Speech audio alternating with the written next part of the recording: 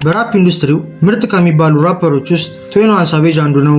አስተዳደጉም በቫዮለንስ የተሞላ ሲሆን በዚህ ቪዲዮም የሰራቸውን አደገኛ ወንጀሎችና ያደገበትን መንገድ እናያለን። ላይክ እንዳይረሳ። ወደ ቪዲዮው። 21 የተወለደው ለንደን ሲሆን ከቆይታ በኋላ ግን ከእናቱ ጋር ወደ አትላንታ ሄደዋል። ከአራት ወንድሞቹና ከስድስት እህቶቹ ጋር በራንዳውን አፓርትመንት ውስጥ መኖር የጀመሩ ሲሆን እናቱም በጊዜው ሰዎች ጋር ትደባደብ ነበር። 21 ኢንተርቪው ላይ ቀርቦም እናቱ ኃይለኛ በመሆኗ የሰፈር ልጆች እሱን እንደሚያከብሩት ተናግሯል። አንድ ቀን እንኳን አንዲት ሴት 21 ሳቬጅ መኪናዬን በስፕሬይ አበላሸብኝ ብላ ትመታዋለች። እናቱም ይህንን ስትሰማ ተናዳ ወደ ሴትዮዋ በመሄድ የቀጠቀጠቻት ሲሆን በዚህም ለትንሽ ቀን ታስራ ነበር። 21 ትምህርት ቤት እያለ የተለያዩ ጠላቶች ስለነበሩት ራሱን ለመጠበቅ ሲል ሽጉጥ ይዞ ነበር የሚሄደው። ነገር ግን አንድ ተማሪ ለመምህር የተናገረበት ሲሆን በዚህም ከትምህርት ቤት ተባረረ። ከዚህ በኋላም እናቱ ወደ ሌላ ሃይ ስኩል ብታስገባውም 21 ግን ትምህርት በቃኝ በማለት አቋረጠ። ትምህርት ካቋረጠ በኋላም ወደ ስትሪት ላይፍ የገባ ሲሆን የተለያዩ ጓደኞቹ ጋር በመሆንም ወንጀሎችን መስራት ጀመሩ። በተለይ ደግሞ በሌሊት የሰዎችን በር እየሰበሩ እየገቡ መዝረፍ የዘወትር ስራቸው ሆነ። በዚህ የዝርፊያ ሂደትም የሚያስቸግራቸው ሰው ካለ እያስወገዱት ነበር የሚያልፉት። በ2014 21 በድራግ ቻርጅ ይከሰሳል። ለዚህም ምክንያቱ ከጓደኛው ጋር በመኪና እየሄዱ እያሉ ፖሊስ ያስቆማቸዋል። ወዲያውም ፖሊሶቹ መኪናዋን እንፈትሽ ብለው ሲፈትሹ 22 ግራም ዊድ፣ 2 ሽጉጦችንና 89 ፔንኪለር ፒሎችን ያገኛሉ። ይህ ከሆነ ከወራት በኋላም 21 ሳቬጅ ግንባሩ ላይ ያለችዋን ንቅሳት ተነከሳት። ይህንን ያደረገውም ወንድሙን ለማስታወስ ሲሆን ቴይማን የተሰኘው ወንድሙ ከመሞቱ በፊት ይህችን ንቅሳት ግንባሩ ላይ ተነክሷት ነበር። 21ም ወንድሙ በጌንግ ጸብ ምክንያት ከሞተበት በኋላ እሱን ለማስታወስ ሲል ተመሳሳይ ቦታ ላይ ጩቤዋን ተነክሷታል።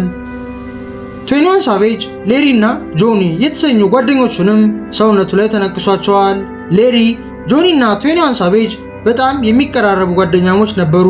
21ም አንድ ኢንተርቪው ላይ የሌሪ እናት ብዙ እርዳታ እንዳደረገችለት ተናግሯል። ነገር ግን በ2011 ሌሪ እና እናቱ ተተኩሶባቸው ይሞታሉ። ከዓመታት በኋላ ደግሞ ጆኒ ከ21 ሳቬጅ ፊት ተተኩሶበት ይሞታል። ይህም እንዴት እንደተፈጠረ ልንገራችሁ። ጊዜው የ21 ሳቬጅ 21ኛ ዓመት ልደት ነበር። ይህንን ተከትሎም ልደት ለማክበር 21 ሳቬጅ እና ጆኒ ወደ ናይት ክለብ እየሄዱ ነበር። ወደ ክለቡ ከመሄዳቸው በፊት ግን አንድ ሊሸጡት የነበረ ድራግ ስለነበር ወደ ገዢዎቹ ይሄዳሉ። ገዢዎቹም በስርዓት ለመግዛት ሳይሆን የሄዱት እነ 21ን ገለው ድራጉን ለመውሰድ ነበር። ይህንን ያላወቁት እነ 21ም ከመኪናቸው ወርደው ድራጉን እያወጡ ያሉ ገዢዎቹ የጥይት ናዳ ያወርዳሉ። ጆኒንም አናቱን ስለመቱት ወዲያው ሕይወቱ ያልፋል። 21 ደግሞ መሳሪያውን አውጥቶ መልሶ የተኮሰባቸው ሲሆን እሱም 6 ጊዜ ተመቶ ወዲያው ሕክምና በማግኘቱ ሊተርፍ ችሏል። አንድ ቀንም ኢንተርቪው ላይ ስለ ሁኔታው ሲያስረዳ ይህንን ተናግሯል። I know like when you make certain decisions like you got to know certain stuff gonna happen, you know what I'm saying? Back around today, that's like, real. You know, I know what come with this life and I can't do nothing but accept it if I'm living it, you know what I'm saying? You think it's any way I'm robbing and shooting people like it's only little. So one day somebody's gonna try and rob me or somebody's gonna shoot me. I always knew that. ጆኒ ሲሞትም 21 መንገዱን መቀየር እንዳለበት ወሰነ። ከወራት በኋላም ራፕ ማድረግ የጀመረ ሲሆን ከቫዮለንስም እየራቀ መጣ። ጂኪው ላይ በነበረው ኢንተርቪውም በዚህ የህይወት መንገድ ከቀጠልኩ አንድ ቀን እንደምሞት ስለገባኝ መንገዴን ቀይሬያለሁ ብሎ ተናግሯል። በ2014ም የመጀመሪያ ትራኩን የለቀቀ ሲሆን በ2015 ደግሞ ዘ ስላውተር የተሰኘውን ቴፕ ለቀቀ። በጊዜውም አንዳንድ የአሜሪካ ከተሞች ላይ እየታወቀ ነበር። ዲሴምበር 2015 ላይ ደግሞ ሶስተኛ ቴፑን የለቀቀ ሲሆን በዚህም በራፕ ኢንዱስትሪው እየታወቀ መጣ። ጁን 2016 ላይም የዳብል ኤክሴል ፍሬሽማን ክላስ አባል የነበረ ሲሆን ከወራት በኋላ ደግሞ ሳቬጅ ሞድ የተሰኘውን ቴፕ ከሜትሮ ቡሚን ጋር በመሆን ለቀቀ። ሳቬጅ ሞድም በብዙዎች የታወቀ ሲሆን ኤክስ የሚለው ትራክ ደግሞ ፕላቲኒየም አስገኘለት። 21ም ወደ ራፕ ከገባ በኋላ ቢፍ ውስጥ ገብቶ አያውቅም ነበር። በ2016 ግን ከታይጋ ጋር ቢፍ ጀመሩ። ለዚህ ቢፍ ምክንያቱም ካይሊ ጄነር ስትሆን 21 ሳቬጅ ትዊተር ላይ የካይሊን ፎቶ ፖስት ያደርግና ካፕሽን ላይ የፍቅር ኢሞጂዎችን ይጠቀማል። በጊዜውም ካይሊ እና ታይጋ ፍቅረኛሞች ስለነበሩ ታይጋ በጣም ተናዶ ነበር። የታይጋ አድናቂዎችም ኢንስታግራም ላይ መልስ ስጥ እያሉ የጨቀጨቁት ቢሆንም ታይጋ ግን ዝምታን መረጠ። ነገር ግን 21 አሁንም ታይጋን መሳደብ ያላቆመ ሲሆን የተለያዩ ኢንተርቪዎች ላይም ይሰድበው ነበር። ከቆይታ በኋላም ታይጋ ለ21 ሳቬጅ ዲስትራክ ያወጣ ሲሆን በዘፈኑም 12 ጋራዥ ያለ አንድ ብቻ መኪና ምን ያደርግልሃል ያለው ሲሆን በመቀጠል ደግሞ ፌራሪ መኪና ለማግኘት ከድሬክ ጋር ግንኙነት ፈጽመሃል ብሎታል። ይህንን ያለበት ምክንያትም ድሬክ የ21 ሳቬጅን ልደት በማስመልከት በስጦታ መልክ ፌራሪ ስለሰጠው ሲሆን 21 ግን አሁንም ትዊተር ላይ የካይልን ፎቶ ፖስት እያደረገ ታይጋን ይሳደባል። ከቆይታ በኋላም በሁለቱ መካከል ያለው ቢፍ የተካረረ ሲሆን 21ም ቪዲዮ እየሰራ ታይጋ ላይ ይዝት ነበር።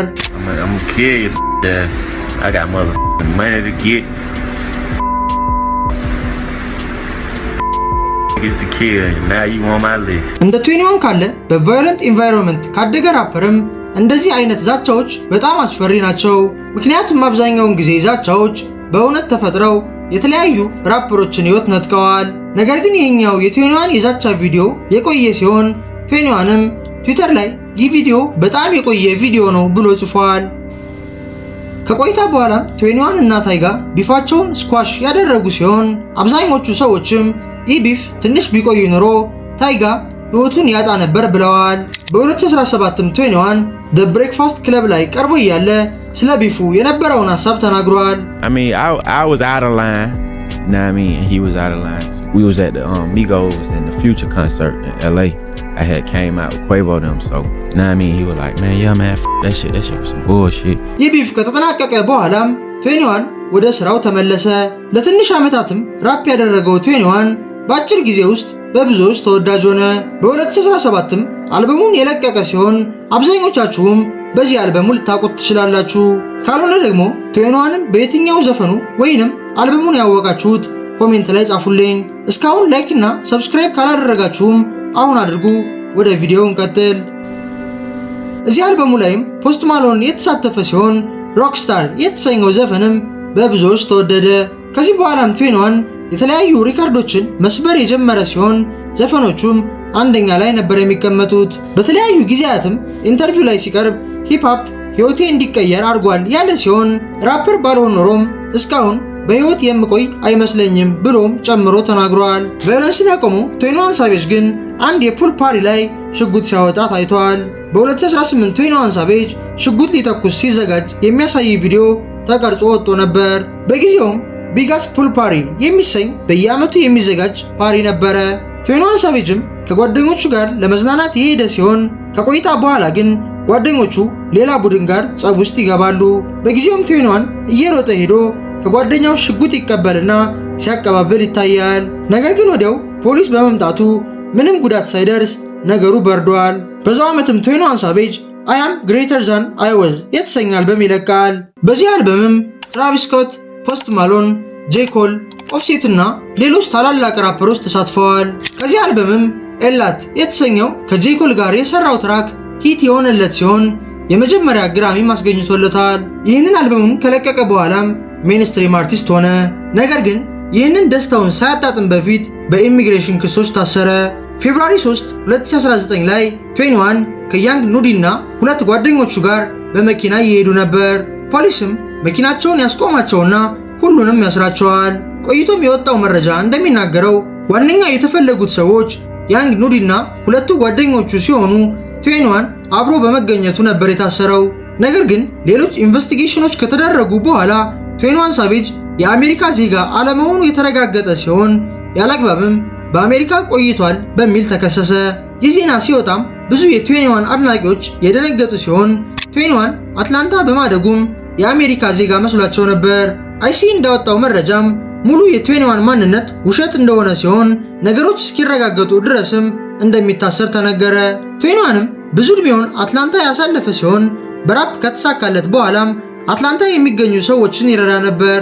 ለተለያዩ ትምህርት ቤቶችም የመማሪያ ዕቃዎችን በየዓመቱ የሚያቀርብ ሲሆን በቫዮለንስ የተሞሉ ከተሞችንም ሰላማዊ ለማድረግ ብዙ ጥረቶችን ያደርጋል።